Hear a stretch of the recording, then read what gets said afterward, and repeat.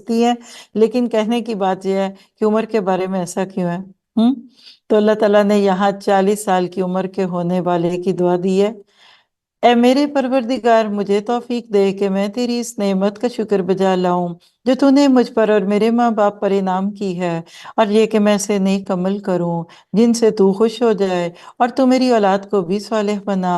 میں تیری طرف رجوع کرتا ہوں اور میں مسلمانوں میں سے ہوں۔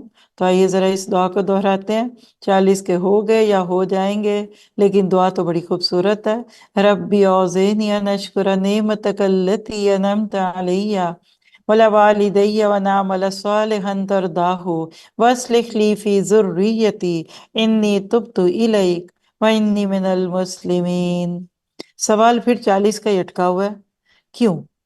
یہ 40 سال کا ذکر کیوں ہوا؟ اور ساتھ ہی سوچئے کہ انبیاء کرام کو نبوت بھی 40 میں ملی۔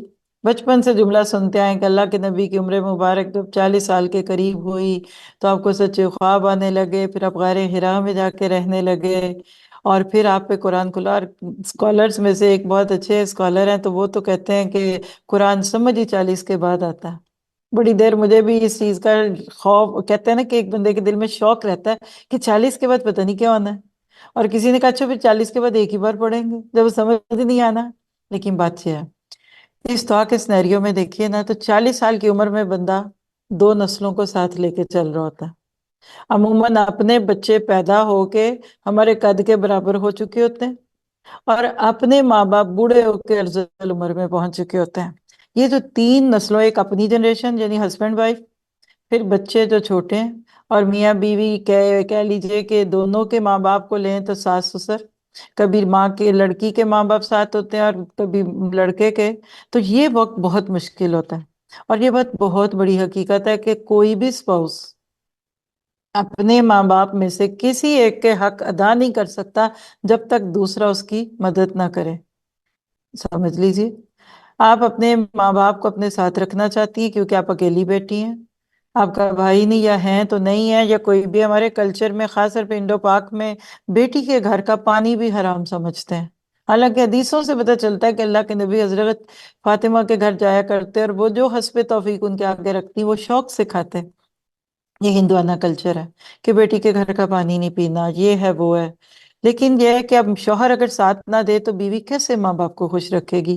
بالکل اسی طرح میں اپنے سمیت آپ سب کو بھی کہوں گی کہ ہم سب کو بھی اپنے شوہروں کے ماں باپ کو ایک خوش رکھنے میں اپنے شوہروں کی مدد کرنی چاہیے، کیونکہ اپنے میکے تو موسٹلی دور ہوتے ہیں نا، لیکن شوہر کی ماں یا باپ تو ساتھ ہی ہوتے ہیں۔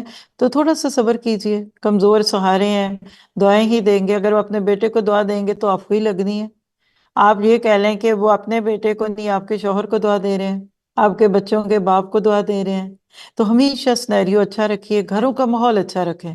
ان پیارے رشتوں کو جتنا زیادہ پیار سے دیکھیں گے، نبھائیں گے، آپ دیکھیں گے کہ اللہ تعالیٰ خود بخود آپ کے دلوں میں سکون ڈالے گا۔ اور اگر کسی عورت نے اپنے شوہر کی سچی محبت لینی ہے نا تو ایک اصول دل میں رکھ لے، کبھی اس کے ماں باپ کی برائی نہ کرے شوہر سے۔ ماں کان بھرے، ماں کان پکڑے، ماں اس کو برا کہے بھلا کہے، کانوں میں باٹے ڈالے، جب وہ بندی آگے سے کچھ برا کہے گی نہیں تو آخر وہ کوئی اتنا بیوقوف مرد تو نہیں آپ کے ماں باپ نے آپ کے لیے چنا، کوئی بدوسا تو نہیں لے کے دیا آپ کو۔ اس کو بھی تو عقل ہے نا کہ یہ میری بیوی تو کبھی میرے میکے کے خلاف بات نہیں کرتی، اس نے تو ہمیشہ میری ماں کی، بہنوں کی تعریف کی۔ یہ ہے وہ راز جو بیٹیوں کو نہیں ملتا نا تو گھر ٹوٹتے ہیں۔ اور معاف کیجیے کہ ہمارے کلچر میں تو شادی کے موقع پہ گانوں میں پورا ذہنی طور پہ تیار کر کے بھیجتے ہیں کہ اس گھر میں ایک ہونہار قسم کی ساس اور درندہ صرف قسم کی کوئی نندیں اور بھاوجیں ہوں گی۔ رشتوں کا مذاق نہ کروائیے، رشتے بڑے پیارے ہوتے ہیں، ان رشتوں کو نبھانے میں ہی زندگی کا حسن ہے۔ اللہ تعالیٰ فرماتے ہیں کہ اس دعا کو مانگنے والوں کو ہم کیا دیتے ہیں؟ یہی وہ لوگ ہیں جن کے نیک اعمال تو ہم قبول فرما لیتے ہیں اور جن کے بد اعمال سے درگزر کر لیتے ہیں، اور یہ جنتی لوگوں میں ہیں اس سچے وعدے کے مطابق جو ان سے کیا جاتا ہے۔ اور الحمدللہ ہم انڈو پاک کلچر میں رہنے والے خوش قسمت ہیں، مانیے نہ مانیے، ابھی ہماری اس جنریشن تک بھی ماں باپ کی قدر ہے۔ ٹھیک ہے حق نہیں ادا کر سکتے لیکن ان کو خوش رکھنے کی کوشش پوری کرتے ہیں، یہ سچ ہے، اس میں کوئی جھوٹ نہیں ہے۔ کیونکہ ماں باپ کے ساتھ تعلق، آپ دیکھیے کہ 40 سال کا بیٹا بھی کیوں نہ ماں کی گود میں سار رکھ کے بیٹھتا ہے، امی ذرا تیل لگا دیں، نہیں امی آپ کے ہاتھ کی چائے پینی ہے، مجھے تو اپنی ماں کے ہاتھ کا کھانا چاہیے۔ یہ محبت ہے نا، یہ پیار ہے۔ آتے دور کہیں بھی بیٹھے، اچھا امی دعا کرنا میرے لیے یہ ہے۔ تو یہ جو دور بیٹھے بچے بچیاں اپنے ماں باپ کی دعائیں لیتے ہیں نا، یہ ہمارے کلچر کا تحفہ ہے۔ جس کلچر کے پیچھے ہم وہ کہتے ہیں کہ خدا اپنے خنجر سے یہ تہذیب خودکشی کرے گی، تو ادھر تو خاندان ہی نہیں ہے۔ وہاں تو پتہ نہیں باپ کدھر چلا گیا تھا اپنی خواہش پوری کرنے کے بعد۔ ادھر تو مائیں بیچاری اکیلی سنگل مومز بن کے بیٹھی ہیں۔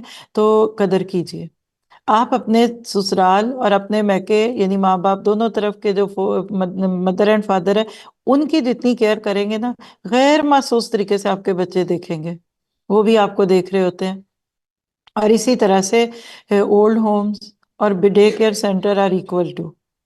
بچپن میں آپ نے ان کو ڈے کیئر میں ڈالا، تو بڑے ہو کے وہ آپ کو کدھر ڈالیں گے؟ مسلم گھروں میں سے ہر گھر اولڈ ہوم ہوتا ہے اور ہر گھر ڈے کیئر ہوتا ہے، کیونکہ مسلم فیملیز میں یہ سب ہوتے ہیں۔ ہماری تو فیملی دو بچے خوشحال گھرانے کی نہیں ہے۔ We don't believe in burger family. ہمارے گھر میں دو بوڑھے اور دو میاں بیوی کے علاوہ جتنے مرضی بچے اللہ دے دے۔ اللہ کے نبی نے کہا میں اپنی امت کی کثرت پہ مان کروں گا۔